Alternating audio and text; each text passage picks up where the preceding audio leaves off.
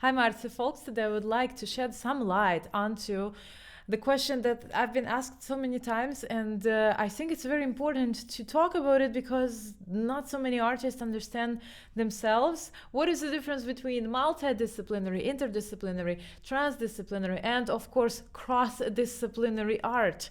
Let's talk about the functions, the boundaries, and the history. All the references I'm using for this video are of course linked in the description box. Feel free to check out the literature that I've been using to compile this video for today. The boundaries between different types of intermediate art and their purposes are often really unclear. As Irina Rajewsky explains, intermediality does not really have a fixed function. Instead, each case must be understood in its historical context and according to how artistic practices interact at a given time. So the boundaries and the differences and the performance is still very flexible, and it changes probably every few years. Terms such as multidisciplinary, interdisciplinary, transdisciplinary, and cross-disciplinary are frequently used interchangeably, even by artists themselves. While these concepts share a lot of similarities,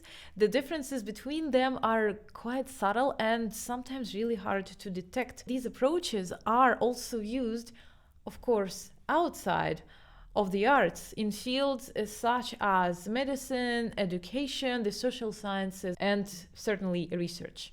Barab Nicolescu offers helpful distinction. Multidisciplinarity means studying one subject through several disciplines at the same time. Interdisciplinarity involves transferring methods from one discipline to another. Transdisciplinarity goes further. It actually operates between disciplines, across them, and even beyond them. In the arts, interdisciplinarity, transdisciplinarity, and cross-disciplinarity share many common features. They all involve blending and exchanging qualities between disciplines in ways that create mutual influence. Multidisciplinarity, however, is different. It brings multiple disciplines together, but their boundaries remain visible. Let's focus on the arts. A multidisciplinary performance combines several artistic genres. For example, opera, ballet, theater, and film, later film, with sound, are of course classic examples.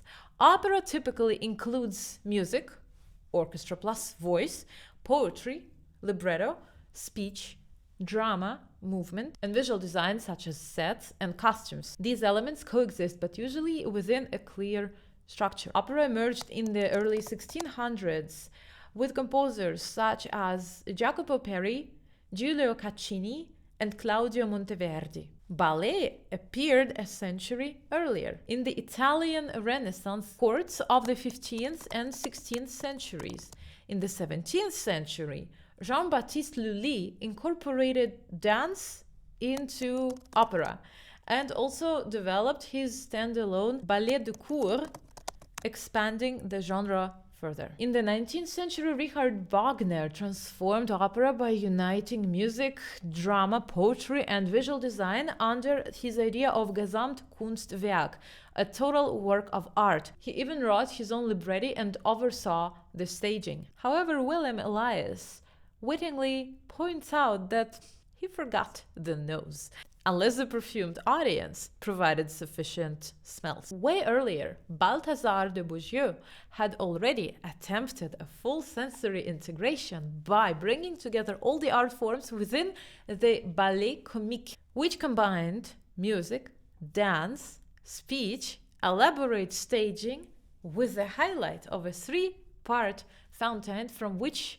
scented waters flowed. The show was performed only once on October 15th, 1581. Think about it again, 1581. That's the end of the 16th century, and it took place in Paris. Despite these attempts at synthesis, works such as opera and ballet usually maintain quite a strict hierarchy. In opera, music guides the narrative. In ballet, choreography leads, the music remains central. The storyline is established first, and other elements are usually layered around it. Even Alexander Scriabin, who sought a profound fusion of the arts, still regarded music as the dominant force. He described his approach as counterpoint between media, contrasting Wagner's parallel relationship between music and drama, according to Boris de Schloezer. Now let's talk about interdisciplinarity, transdisciplinarity, and cross-disciplinarity.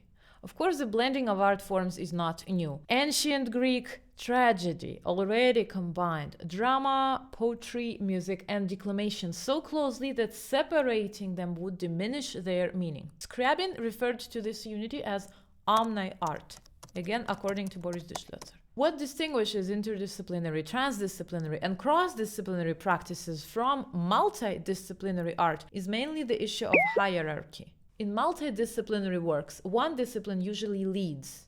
In the other approaches, the goal is to reduce or totally eliminate the hierarchy. True integration requires more than simply combining the media. It depends on the collaborator's willingness to engage deeply with one another, professionally and personally.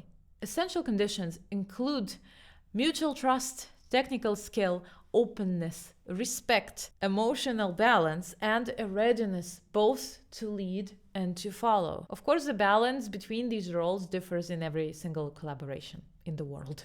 These newer concepts began to take clearer shape in the mid-20th century. Transdisciplinarity seeks to transcend traditional boundaries by integrating knowledge and methods to address complex issues. The Fluxus movement of the 1960s, including artists such as John Cage, exemplified this approach, blending music, visual art, and performance. Fluxus drew inspiration from earlier avant-garde movements, such as the Bauhaus, which explored relationships between body, sound, space, light, and technology.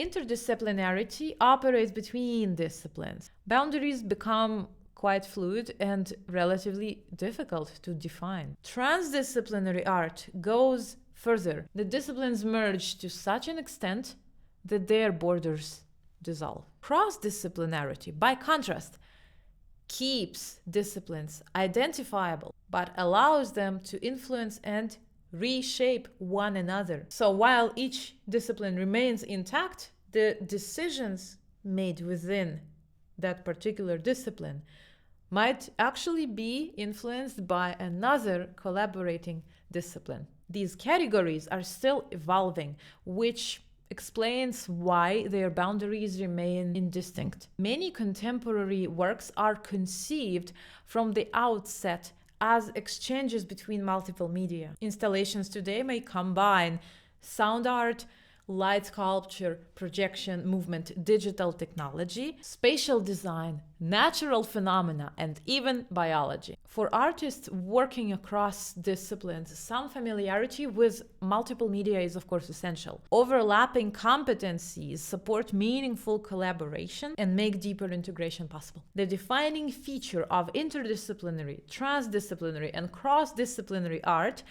is a holistic, multidimensional approach. Rather than placing one genre in a leading role, these practices aim for synthesis. Unlike Wagner's model of a unified vision controlled by a single author, many contemporary works involve multiple creators contributing equally. Hierarchy is minimized, and each medium is understood not only on its own terms, but also through the perspective of the others. Write in the comments if you have been to a performance that consisted of more than one single medium, and I'm sure that you have been to such a performance, and most likely multiple times. I would be glad to know what was the biggest number of the disciplines that you have yourself envisioned with your own eyes, or maybe you have created such performances, such projects, blending multiple artistic disciplines in one show. I hope this video was informative and helpful to understand the differences between multi, inter, trans, and cross-disciplinary art. If this was the case, make sure to hit like. Thank you so much for watching, and I'm going to see you in the next video. Bye!